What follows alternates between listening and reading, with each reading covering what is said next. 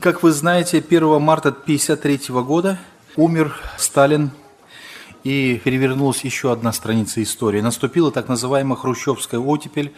Уголовные дела заключенных были пересмотрены, многие реабилитированы. И, наконец-то, всем сосланным на вечное поселение объявили: вы свободны, возвращайтесь к семьям. И в это время Николай Петрович в числе многих других братьев и сестер был освобожден, отбыв из 25-летнего срока в заключение только 5,5 лет.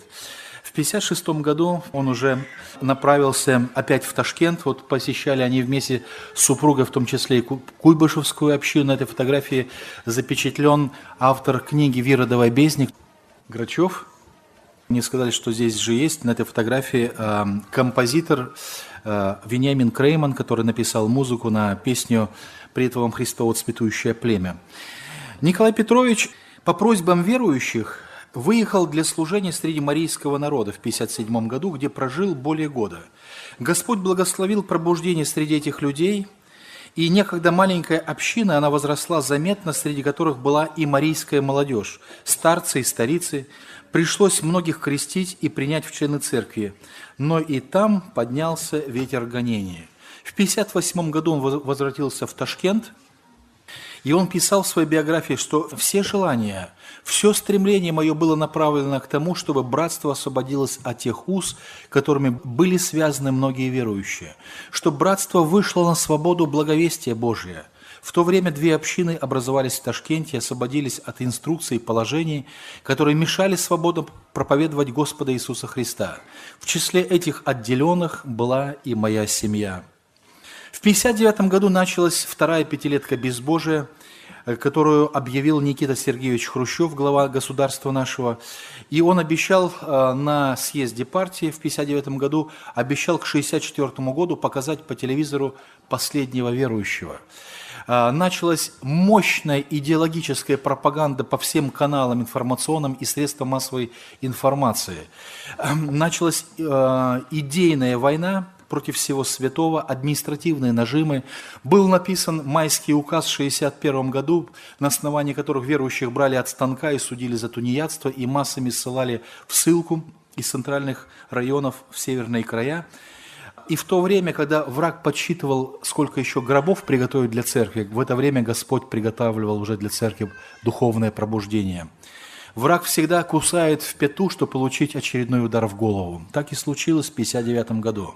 Прошу заметить, что как первая пятилетка безбожия в 1932 году, так и вторая в 1959 году, они были объявлены не просто так. Обычно вот этот богоборческий энтузиазм приходит к главам государства тогда, когда церковь, как соль, она потерявшая силу. Когда в 20-е годы объявлена была программа сотрудничества церкви с государством на 26-м съезде, о том, что была вот эта закваска политизации церкви внесена в стан народа Господнего. И когда церковь, они проанализировали, что она уже не крепость в кольце блокады, когда стен не стало, принципы независимости были уже утрачены, тогда они сказали: а теперь осталось только этих жалких сектантов добить пятилеткой безбожия. Такая же ситуация в духовном отношении была к 1959 году. Власть знала, что все пресвитера, не только старшие, но и на местах поставлены не по воле церкви, а по воле внешних атеистов.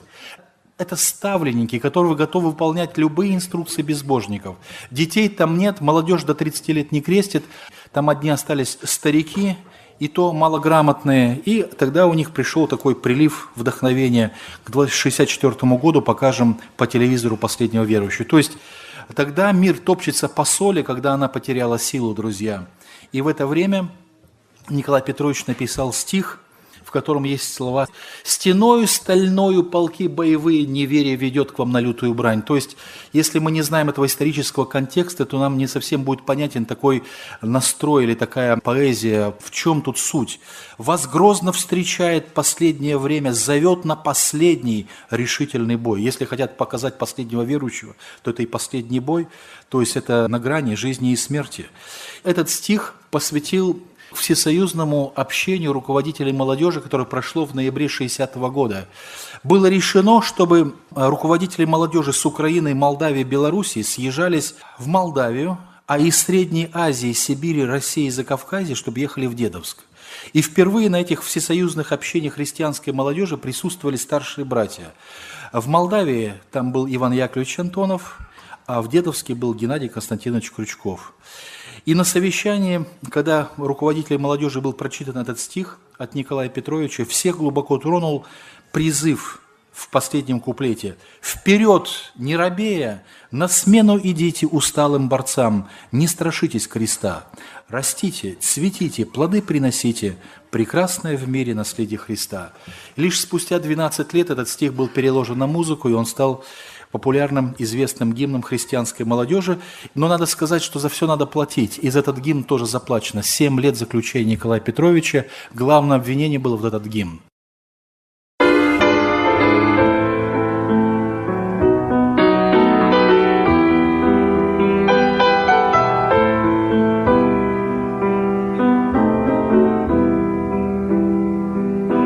Привет вам, Христово цветущее племя, рожденное в бурях великой судьбой. Вас грозно встречает последнее время, зовет на последний решительный бой. Стеною стальною полки боевые, неверие идет нам на лютую брань. Сомкните ж теснее ряды молодые, в решительной битве никто не отстань. Сомкните ж теснее ряды молодые, в решительной битве никто не отстань. Трубите победу священное пламя, пусть ярче горит над руинами зла. Несите вперед христианское знамя, бескорыстной Христова добра.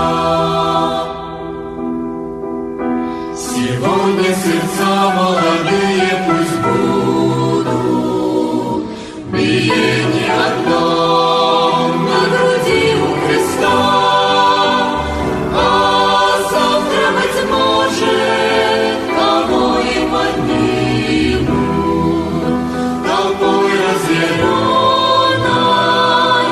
на древо Христа, а завтра, быть может, кого и поднимут толпой разъяренной на древо Христа.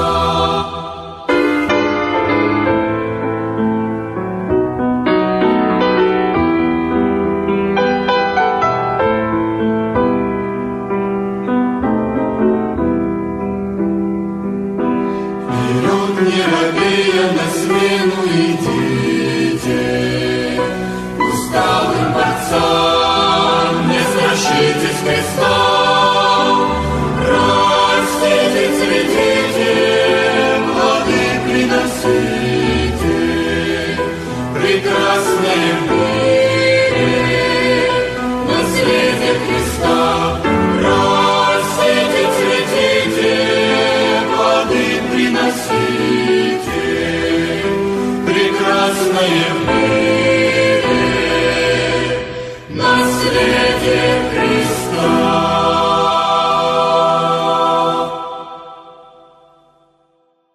Вот мы сегодня пели псалом, который написал Храпов Николай Петрович. «Приветом Христово цветущее племя». Это было в 60-м году. Я приехал в Ташкент в отпуск к Николаю Петровичу Храпову, а мы организовывали молодежные общения, такие всесоюзные, и решили, что в Москве центр России, Сибирь, Азия, в Москве, а Украина, Белоруссия соберутся в Кишиневе, руководители молодежи. Ну, ясно, эта затея была такая крамольная. Мы понимали, что тогда и тюрьма шла следом за нами, если все это узнается. А как не узнается, если это всесоюзного масштаба? Так вот, к Николаю Петровичу приехал с тем, чтобы он был или в Кишиневе, или в Москве, потому что мы знали, что у него много стихотворений. Ну, как авторитет, мы знали его, Храпова. А он не смог тогда быть. А он написал нам стихотворение «Привет вам, Христово цветущее племя». Через 13 лет только лишь я услыхал, когда освободился после второго срока, я услыхал, что оно переложено на музыку. А оно звучало как стихотворение. Его арестовали на новый срок. На процессе суда фигурировало это стихотворение ему в обвинение. Он призывает к борьбе всю молодежь. Так что это ему криминировалось как вина. В борьбе без жертв невозможно.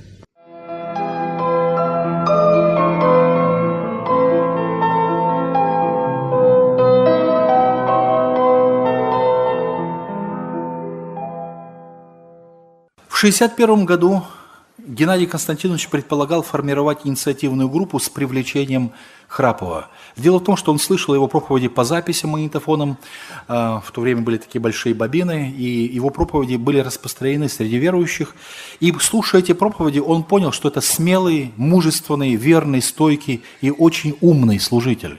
И его-то и надо привлечь к работе инициативной группе. И в марте 1961 года Геннадий Константинович, когда ему предоставился отпуск, отправился в Среднюю Азию для знакомства с Николаем Петровичем, чтобы объяснить ему основную идею предстоящего пробуждения. Но когда он приехал в Ташкент, он не застал его дома. 18 марта его арестовали. Он хотел встретиться с его женой Елизаветой Андреевной, но и она оказалась в эти дни в роддоме, и поэтому пришлось ни с чем возвратиться в узловую. Встреча их произошла только в 1964 году, когда Николай Петрович будет освобождаться после очередного срока заключения. Николая Петровича осудили на 7 лет и отправили в спецлагерь станция Потьма, Мордовская ССР. Это был спецлагерь. Почему? Потому что более 600 заключенных, исключительно верующих людей различного вероисповедания, находились в этом лагере. Ну, я уже говорил о том, что основной пункт обвинения был этот гимн «Привет вам, Христово цветущее племя», то есть 7-летний срок. Я недавно читал записи судебного процесса 1961 года. Я нашел там в этих записях, что одним из главных его обвинителей на суде был старший пресвитер по Узбекистану Каракай Лука Михайлович. Кстати, потом он ему напишет стихотворение, и он его назовет Лука Иудович или Иуда Михайлович. И он опишет в стихе все скорби, переживания, которые он принес ему и другим своим лжесвидетельством. Что зафиксировано в материалах, в записях суда, что он говорил в обвинении против Николая Петровича. «Я мало знаю обвиняемого, он прибыл из заключения, но я не считаю его братом. Он говорит, что всякий человек может проповедовать, а нам Слово Божие говорит, что есть избранные и посланные. Сказано, идите проповедуйте, это поручено апостолам, а не нам. Мы не апостолы, поэтому не мудрено, что он всегда противился, не подчиняясь ни власти, ни союзу, ни человеку, ни Богу. Как только он появился, стали у него заговоры, библейские курсы, елки для детей, когда все это запрещено, и мы должны подчиняться всему этому. Что касается обвиняемого, то он очень много делал бесчинств, и за свое бесчинство сегодня получает по заслугам».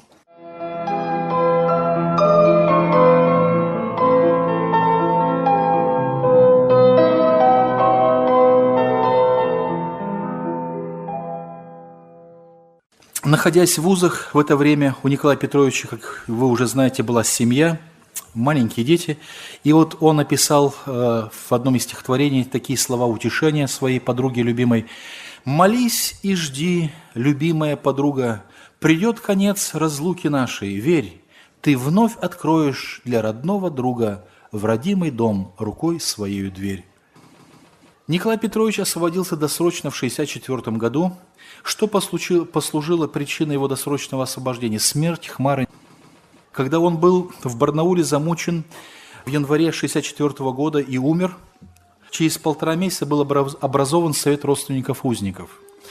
И начались ходатайства, которые привели к тому, что глава нашего государства Анастас Иванович Микоян собрал внеочередное заседание Президиума Верховного Совета в Кремле. Было принято специальное постановление о том, чтобы пересмотреть все дела осужденных баптистов, изменить государственную политику по отношению к ним. И, в общем-то, был курс такой на лояльность. В результате, к концу 1964 года, почти все узники были на свободе. Это была сила влияния, заступничества, да, когда узники оказались на свободе. Николай Петрович, встретившись на свободе уже с духовным пробуждением, лицо церкви изменилось.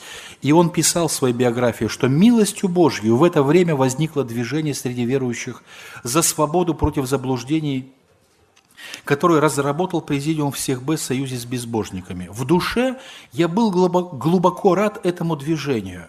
Я ждал этого, я молился об этом, что когда-то братство освободится от этой зависимости безбожников. И слава Господу, оно освободилось. Сердце мое было очень радо, что возникло братство. Возвратившись в Ташкент, я заявил с глубоким волнением о своей принадлежности к этому свободному, отделенному братству, которым руководил тогда оргкомитет. Его церковь поручила пресвитерское служение, затем он был избран руководителем Среднеазиатского совета, и при Господнем содействии он совершал веренное ему служение. И он писал так, что «деятельность моя не была ограничена только Ташкентом, Дух Божий влек меня вдаль, и по горам Азии, и по остальным городам нашей страны». Кстати, ташкентская община, в то время поручив ему служение, освободила его от работы, взяв на свое содержание в семью, и о своем решении уведомила горисполком. Просьба его не судить за тунеядство – это официально нами освобожденный от производства служитель. В этот период Николай Петрович подписывает целый ряд заявлений, очень важных программных документов, не только от Ташкентской церкви, но и от Среднеазиатского объединения. У нас есть несколько десятков подобных документов, где стоит его подпись. По поручению церкви подписал пресвитер. Вы знаете, Николай Петрович, он никогда не прятался за спиной церкви, никогда не прятал своих позиций. Мой отец из лагеря однажды писал такие слова: «Церковь должна беречь своего служителя, но служитель, как истинный пастырь, не имеет права беречь самого себя ради того, чтобы избежать гонений». Так вот, Николай Петрович, он себя не берег, и он не прятался за спиной церкви. Знаете, было немало таких мудрых во Христе, которых вызывали органы власти и говорили: «Как твое отношение к регистрации?» Они отвечали: «Это как церковь решит». Подожди, церковь-то решит, но ты свою позицию заяви. Так вот, Николай Петрович, он всегда заявлял о своей личной духовной позиции. Это был человек очень мужественный, человек правды. Его позиции были понятны друзьям и врагам. У него было либо черное, либо белое, у него не было серых оттенков. Да? Это был очень прямолинейный человек.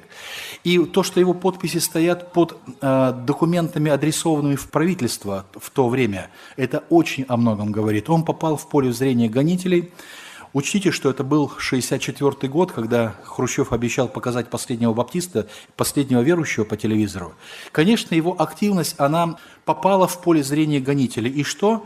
И уже в 1965 году депеша, служебная записка в Москву, отчет уполномоченному по Узбекистану, там есть такая фраза, что в Ташкенте действует группа раскольников, сторонников оргкомитета в количестве 50 человек, которых возглавляет баптист Храпов. Храпов ведет работу среди немцев-менонитов в Джетисайском районе. В указанном районе проживают немцы-менониты, которые лояльные, готовы принять устав всех бы и будут выполнять советское законодательство, а Храпов на них плохо влияет. То есть необходимо остановить действие пробуждения, чтобы оно не перешло на общины менонитов, и это ходатайство перед Москвой возымело действие. Через год Николай Петрович уже осужден на 4-й срок заключения. Уже в то время действовал Совет родственников узников. Фотографии, такие фотомонтажи распространялись вот во втором ряду. Третий слева – это Николай Петрович. В мае 1966 года Народный суд города Ташкента приговорил его к 5 годам строгого режима. Он был осужден за литературную деятельность, за служение среди христианской молодежи и практическое сотрудничество с Советом церквей. Срок отбыл полностью. Вместе с ним были также на скамье подсудимых 2 сестры Майя Билан и Надежда Матюхина, оба калеки, инвалиды. У одной вообще не было ног, а у второй ноги были парализованы, она передвигалась только на костылях. Каждую из них осудили также на 3 года лагерей общего режима. Так вот, Надежда Матюхина вспоминает, у нас сохранилось ее воспоминание, что после суда друзья передали нам передачу «Булочку и виноград». Николай Петрович и здесь проявил духовное попечение. Он выжал соки из винограда, разломил булочку и совершил вечерю Господню. Вокруг конвойная служба, а он совершает вечерю. Он горячо молился, чтобы мы сохранили верность Господу в неволе. Он переживал, как они будут в лагерях. Дело в том, что, как и многие говорили мне о том, что женщина, она падает ниже, чем мужчина, когда морально разлагается. В женских колониях намного тяжелее отбывать срок, чем в мужских колониях. А когда еще 2 ног нет, кто ее будет носить?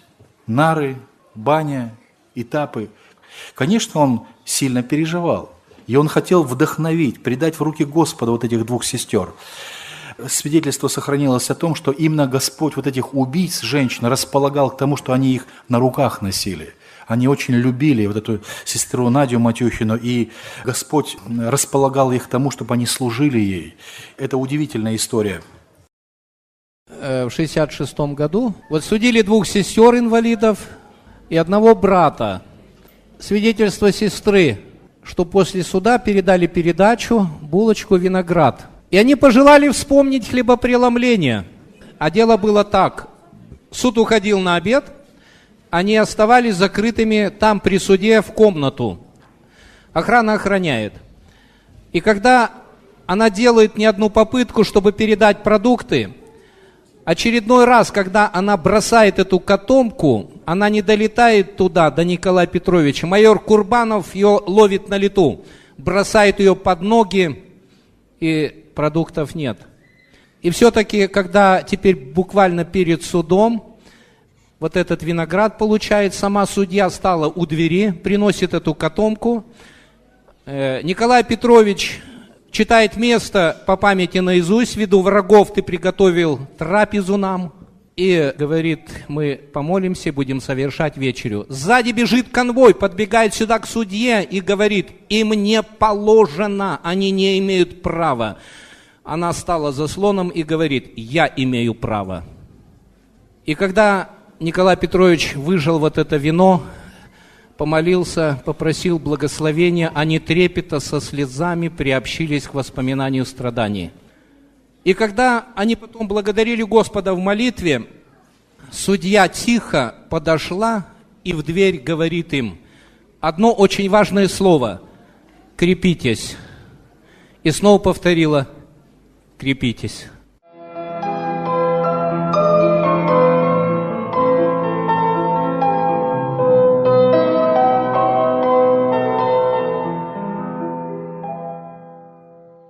Николай Петрович был отправлен в Бухару, это жаркий юг, запад Мангышлака, очень там были тяжелые климатические условия. И он писал о том, что моей опорой было молитвенное общение с Господом. Духовно я был одинок. Братьев я там не встретил на протяжении всех 5 лет. Лишь только дорогая подруга моя Елизавета Андреевна неустанно с детками посещала меня. К этому времени моя семья состояла из 6 человек, 3 сыновей и 3 дочерей. Утешая жену, писал: «Соединим, мой друг, в одно надорванные силы, в борьбе за истину, свободу и любовь, благослови Господь, обильно нас ты вновь остаться верными тебе, друг другу до могилы». Елизавета Андреевна Храпова, она была членом Святородственников узников. 1966 года она несла это служение, ободряя своих младших сестер, подруг, которые впервые провожали своих мужей в вузы. В это время Николай Петрович посвятил сестрам Святородственников узников стих «Она сделала, что могла», где есть такие слова: «И в солнечном Ташкенте, и в Сибири, в старинном Киеве, в Москве и на Неве повсюду новые рождаются из сфири, деворы верные и в церкви, и в семье, с мужьями верными, с любимыми сынами, плечом к плечу родному встали в грозный час и знамя истины тернистыми путями несли торжественно вы вместе всякий раз. Подобно верным женам русских декабристов, в сугробах севера, в песках Караганды, вы долю скорбную мужей евангелистов делили также среди горя и нужды. В людских романах вас, быть может, не опишут, на славы пьедестал ваш бюст не вознесут, но к вам неумирающие любовью дышат, благословенными навеки назовут. Вы знаете, в то время, когда в 50-е годы Николай Петрович находился в вузах, мы сейчас слышали пение гимна «Презренные всеми, забыты друзьями, но мы не забыты тобой». То есть забвение узников было, да? Но через 15 лет ситуация изменилась. Когда появился Совет родственников узников и был восстановлен библейский принцип заступничества, Николай Петрович в вузах написал стих страдающей церкви, где были такие слова: «Сироте и вдове обездоленным стали дороги ласки твои, и отверженным всем, опозоренным ты открыла объятия твои». То есть уходили в вузы с успокоенным сердцем, что и детям будет материальная помощь, и они будут защищены и так далее. Климат внутри церкви изменился.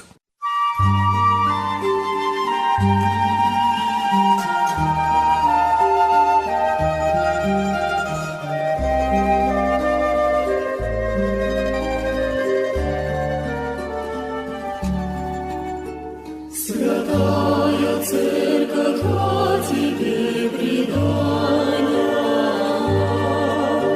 хранят народов многих племена. Ты с первых дней вошла в огонь страданий, являя свет в наших временах. Уже с рождения лучи окружали, желая свет тебя не насыплял. Твоих сынов за верность вобросали, стелить желая в сердце твое страх. Твою любовь подчас враждой встречали, но много было у тебя друзей. В борьбе со злом гонения и печаль